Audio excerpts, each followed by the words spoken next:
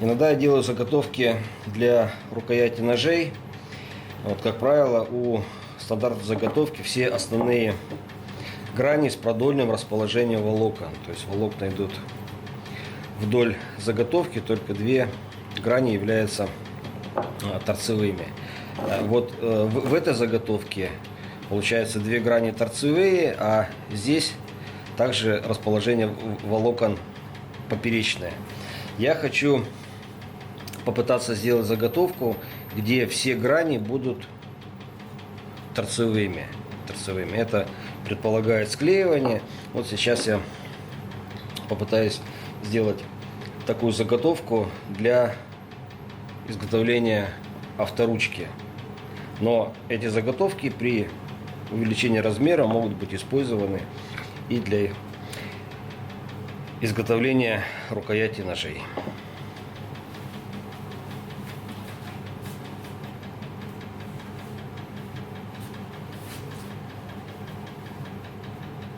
Делать вот такой вариант заготовки сразу с небольшим отверстием в центре, потому что все равно потом приходится сверлить.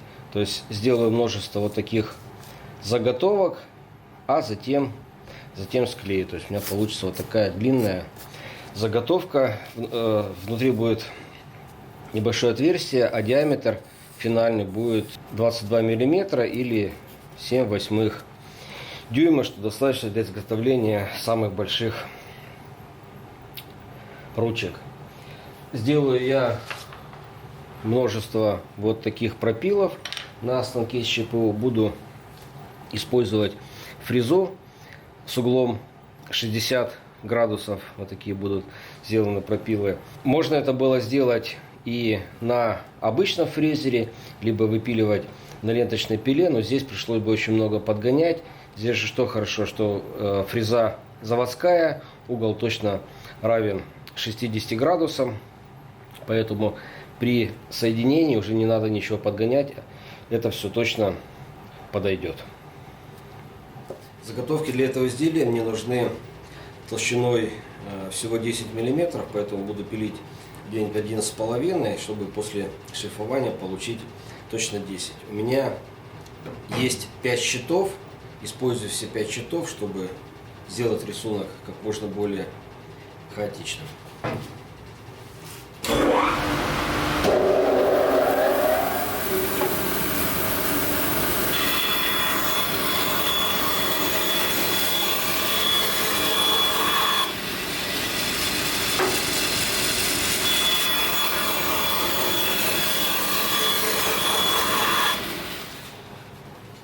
Подготовил я полоски из 5 щитов.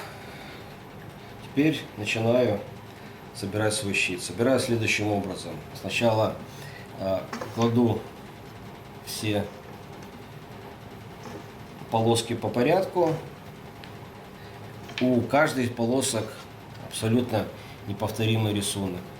А затем каждую вторую полоску переворачиваю на 180 градусов.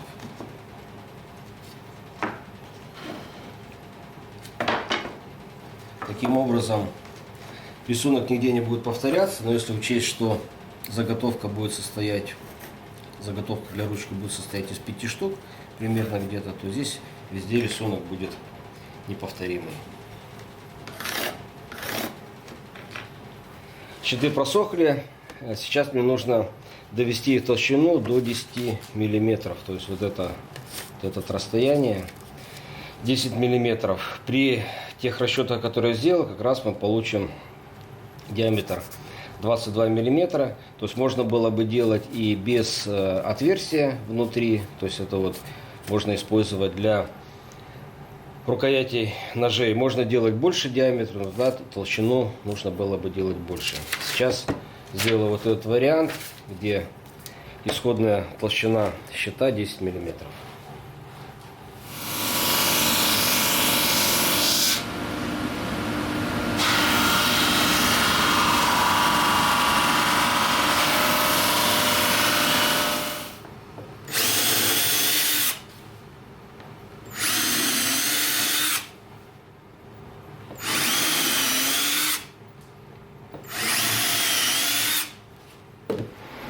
Фрезеровать этой фрезой буду в 3 прохода, причем последний проход сделаю очень маленький, примерно 0,5 мм, для того, чтобы получить гладкую поверхность, уже готовую для склеивания, чтобы ее больше не шлифовать.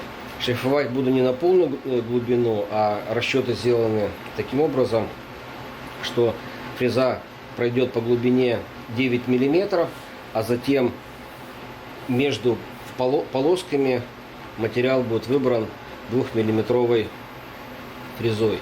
Для чего это нужно?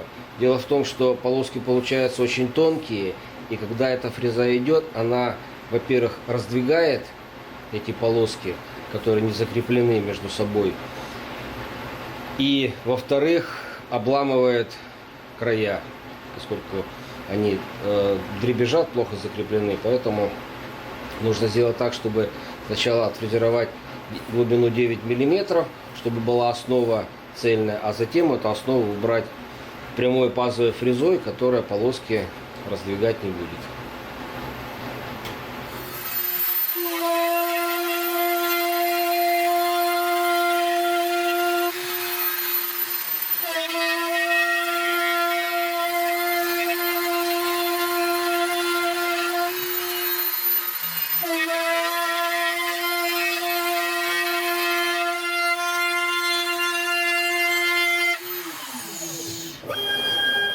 Первый этап фрезерования завершен.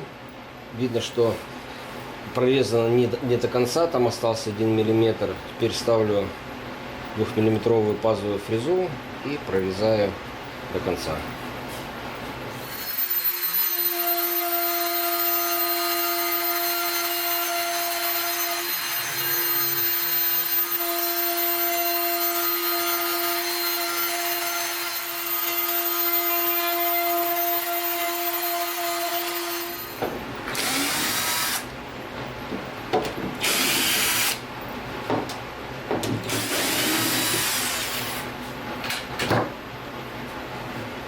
Вот что у нас получилось. Вот сейчас осталось только это отпилить, и можно склеивать. Перед склейкой лицевую часть лучше пометить, чтобы потом не путаться при склейке, потому что части очень похожи. То есть можно или карандашом, плохо видно, ну или мелом, чтобы потом не перепутать.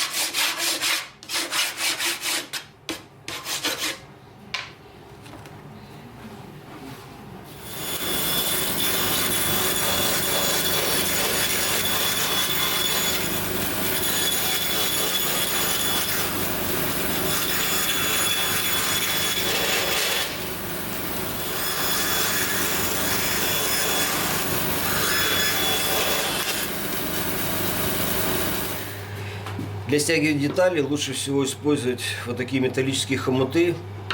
Во-первых, они позволяют создать достаточно большое давление, чтобы обеспечивать качественное склеивание. Но и, во-вторых, и самое главное, то, что они центруют заготовки. То есть не надо думать о том, подойдет или не подойдет. При стягивании по наружному диаметру заготовка части центруются, и получается достаточно хорошая ровная склейка.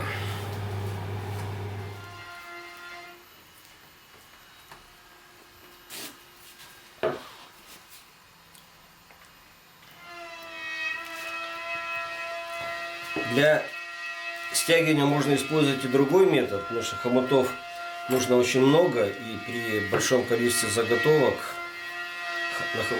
не напасешься хомутов, поэтому все равно накладываем один хомут, чтобы он выровнял начало.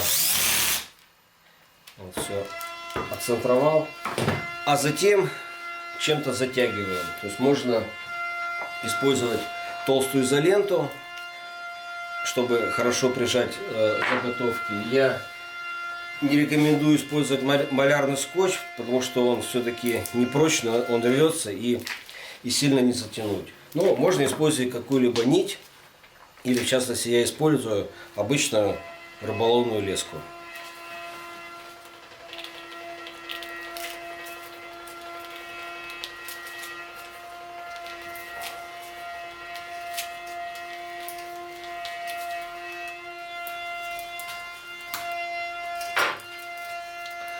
Леска, понятно, не приклеивается, хорошо снимается и достаточно прочно держит. На следующий день разбираем все.